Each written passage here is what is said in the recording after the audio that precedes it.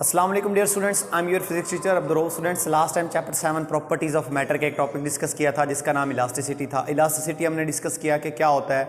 आपको बताया गया था जब किसी जिस्म के ऊपर आप फोर्स लगाते हो, अगर उस जिस्म पे लगने वाली फोर्स के बाद जब उसकी शक्ल बिगड़ती है, मतलब डिफॉर्मिंग फोर्स होती है, तो अगर वो ऑब्जेक्ट दोबारा अपने पहले वाली हालत में वापस आ जाता है तो उसको हमने नाम दिया था बेटा इलास्टिसिटी का।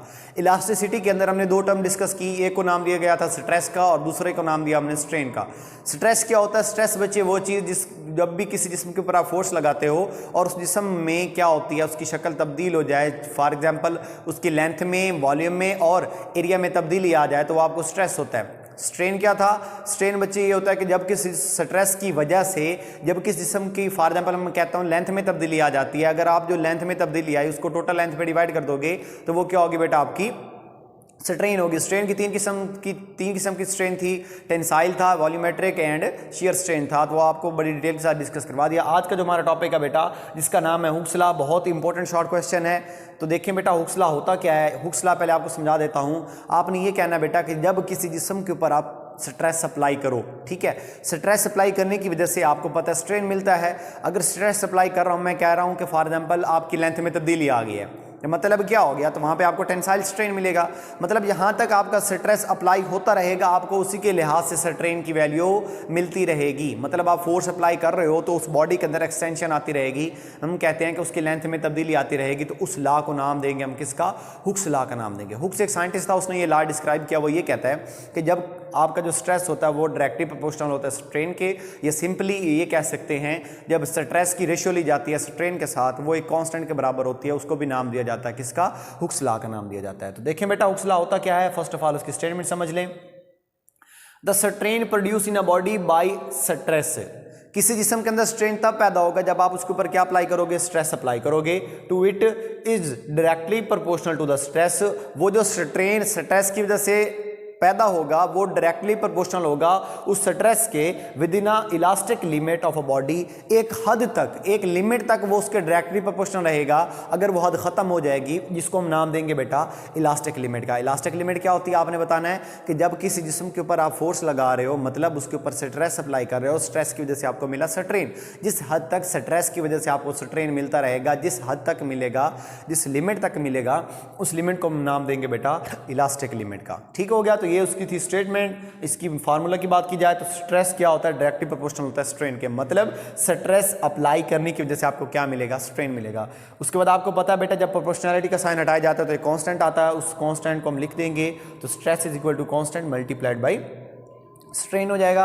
अब बेटा आपने क्या करना है? स्ट्रेस को स्ट्रेन को स्ट्रेस पे आके डिवाइड कर दोगे, वो बराबर होगा कांस्टेंट के। तो आप इस वे से भी या इस वे से हुक्स लॉ की स्टेटमेंट बना सकते हैं। आपने क्या कहना है कि जब स्ट्रेस डायरेक्टली प्रोपोर्शनल हो जाए स्ट्रेन के, जो आपको ये स्टेटमेंट मैंने लिखी हुई है कि मतलब किसी जिस्म के अंदर स्ट्रेन तब पैदा होगा जब आप उसके ऊपर आप स्ट्रेस अप्लाई करोगे और वो स्ट्रेन जो स्ट्रेस की वजह से पैदा होगा वो डायरेक्टली प्रोपोर्शनल होगा किसके? स्ट्रेस के होगा। एक हद तक इलास्टिक लिमिट उसको नाम देंगे, वो उसका होता है आपका हुक्स लॉ। या फिर सिंपली ये डेफिनेशन बना सकते हैं the ratio of stress to the strain. जब आप स्ट्रेस की रेशियो ले लेते हो स्ट्रेन से, वो अगर कांस्टेंट के बराबर आ जाए तो उसको भी हम नाम देते हैं किसका? हुक्स लॉ का नाम देते हैं। अब आइए डायग्राम से एक पैराग्राफ बनाया हुआ है, उससे हम देखते हैं कि किस तरह आपका स्ट्रेस की वजह से आपको स्ट्रेन मिल रहा होता है। फॉर एग्जाम्पल बेटा आपने क्या करना है, एक ग्राफ बनाना है जिसमें आपने along Y axis force apply करवानी है, मतलब आप स्ट्रेस अप्लाई करवाओगे। और अलॉन्ग एक्स एक्सिस की बात की जाए तो एक्सटेंशन होगी, मतलब कहाँ किस हद तक आपकी बॉडी के अंदर स्ट्रेन पैदा होता है बाई अप्लाइंग अ स्ट्रेस। तो देखिए बेटा मैं अगर कहता हूँ कि मेरे पास एक ओरिजिन है, ये मतलब उसका मेन पॉइंट है, जब आप स्ट्रेस अप्लाई करते जा रहे हो, मतलब फोर्स लगाते जा रहे हो, तो उसके लिहाज से देखिए बेटा आपका स्ट्रेन भी, मतलब उस बॉडी के अंदर एक्सटेंशन प्रोड्यूस हो रही है, मतलब स्ट्रेस की वजह से क्या मिल रहा है आपको? स्ट्रेन मिल रहा है। तो बच्चे जिस तरह फॉर एग्जाम्पल मैं कहता हूँ कि इस पॉइंट तक, इस पॉइंट को मैं नाम दे देता हूँ पॉइंट ए का, इस पॉइंट तक आपके स्ट्रेस की वजह से मिल रहा है आपको स्ट्रेन। ठीक हो गया।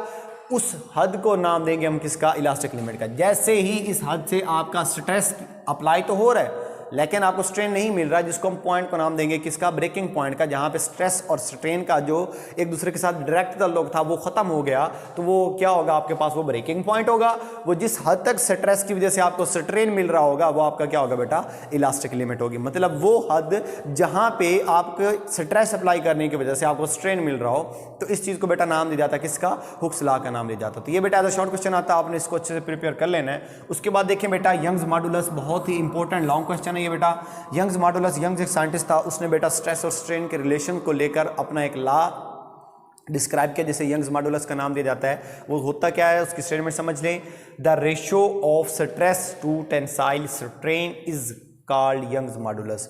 जब बेटा आप स्ट्रेस की रेशियो ले लेते हो टेंसाइल स्ट्रेन के साथ, मतलब आप किसी जिस्म के ऊपर स्ट्रेस अप्लाई करते हो, मैं कह रहा हूँ स्ट्रेस अप्लाई करने की वजह से उस जिस्म में आ गई है, लेंथ में तब्दीली आ गई है। इसका मतलब है, हमने अभी पढ़ा हुक्स लॉ के मुताबिक वो क्या होगा, अगर स्ट्रेस अप्लाई करने की वजह से स्ट्रेन आपको मिलता है, मतलब स्ट्रेस अप्लाई किया तो लेंथ में तब्दीली आई, तो आपको कौन सा स्ट्रेन मिलेगा, टेंसाइल स्ट्रेन मिलेगा।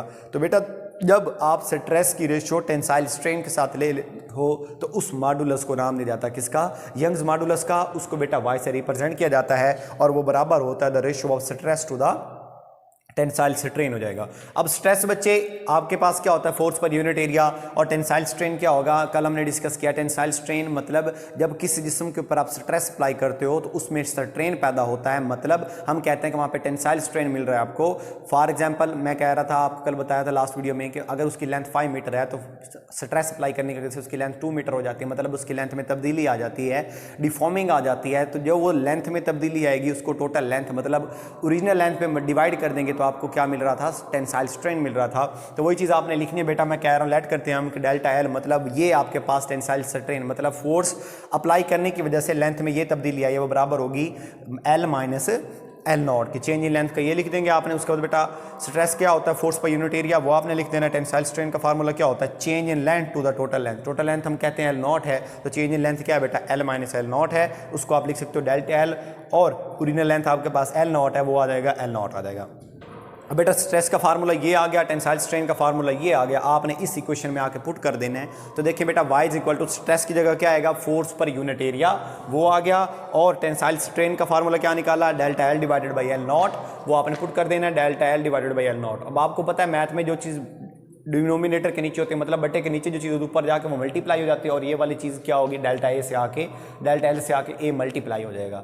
अब आपके पास यंग्स मॉडुलस का ओरिजिनल फार्मूला क्या आ जाएगा, y is equal to F L not divided by A into delta L हो जाएगा। एल नॉट बेटा उस वायर की टोटल लेंथ है, एफ वो लगने वाली फोर्स है, ए क्या है उस वायर का एरिया है, और डेल्टा एल क्या है कि फोर्स लगने की वजह से जो लेंथ में तब्दीली आई।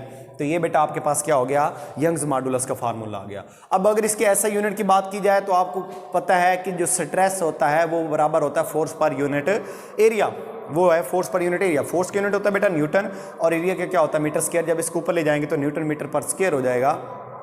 अगर स्ट्रेन की बात की जाए तो स्ट्रेन आपको बताया बेटा इसका कोई यूनिट नहीं होता, it is the ratio between the same quantities. ये दो सेम क्वांटिटीज़ के दरमियान रेशियो होती है जिसका ऐसा यूनिट नहीं होता। तो यंग्स मॉडुलस का जो यूनिट होगा वो होगा बेटा न्यूटन मीटर पर स्क्वायर हो जाएगा। क्यों, क्योंकि स्ट्रेन का कोई यूनिट होता नहीं है, क्योंकि वो दो सेम क्वांटिटीज़ के दरमियान रेशियो होती है, जिसकी वजह से उस आपस में वो कैंसिल आउट हो जाते हैं, तो हम कोई ऐसा यूनिट फाइंड नहीं कर सकते। तो ऐसा यूनिट जो होगा वो किसका बेटा, स्ट्रेस का है। वो क्या आ गया आपके पास, न्यूटन मीटर पर स्क्वायर आ गया।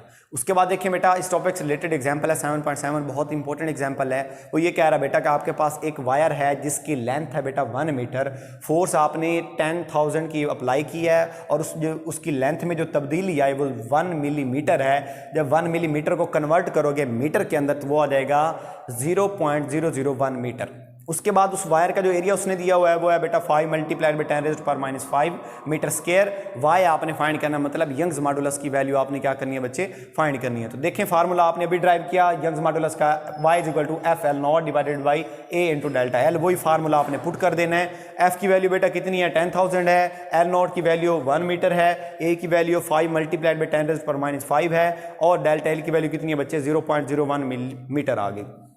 अब आपने क्या करना है, जब तो 10,000 को 1 से मल्टीप्लाई करोगे 10,000 आ जाएगा। जब इन दोनों को आपस में मल्टीप्लाई करोगे उसका जो रिजल्ट आएगा उसको 10,000 पे आपने डिवाइड कर देना है, तो आपके पास यंग्स मॉडुलस की वैल्यू आ जाएगी 2 मल्टीप्लाइड बाई 10⁻11 न्यूटन मीटर पर स्क्वायर आ जाएगा। तो ये बेटा था आपके पास एग्जाम्पल 7.7, बहुत इंपॉर्टेंट एग्जाम्पल है इम्तिहान के लिहाज से।